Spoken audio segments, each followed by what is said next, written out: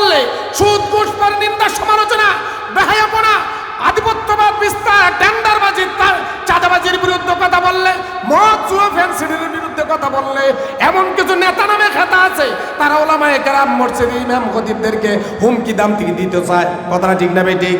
তোমরা হুমকি দামকি যা ওই দাও, দুনিয়া পর্যন্ত তোমাদের জান শেষ, কিন্তু ওলামায়ে কেরাম তোমাদের হুমকি দামকি এটা সাইরানার পয়সার দাম দিয়া এটার আমলে নেয় না।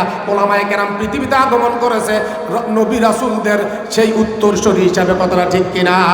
নবীরা যে দাওয়াত দিয়ে গেছেন, রাসূলেরা পয়গম্বররা যে দাওয়াত দিয়ে গেছেন, ওলামায়ে হক পন্থী ওলামায়ে কেরাম সেই দাওয়াতের মিশন কিয়ামত পর্যন্ত চলতে থাকবে, দিতে থাকবে। কিন্তু তোমাদের অত্যাচার, নির্যাতন, হুমকি দামকি, রক্তচক্ষু তোমাদের আমাদের কিছু যায় আসে না। বলেন না সুবহানাল্লাহ। এই জন্য আজকের এই মাহফিল আল্লাহ পাক রব্বুল আলামিন যেন দাউদকান্দি মিসবাহুল উলুম মাদ্রাসাকে কবুল ও মঞ্জুর করে সকলে বলে আমিন।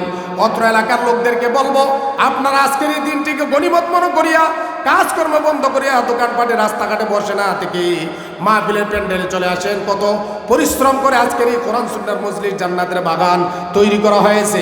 যদি আপনারা এসে বসে পড়তে পারেন, দুই একটা কথা যদি আমলে নিয়ে আমল করতে পারেন, আল্লাহ তাআলা এমন হতে পারে আজকের এই আলোচনা শোনার কারণে, আমল করার কারণে কাল কঠিন হাসরের ময়দানে আল্লাহ তাআলা আপনাকে আমাকে নাজাতের ফায়সালা করে দিতে পারে কি পারে না?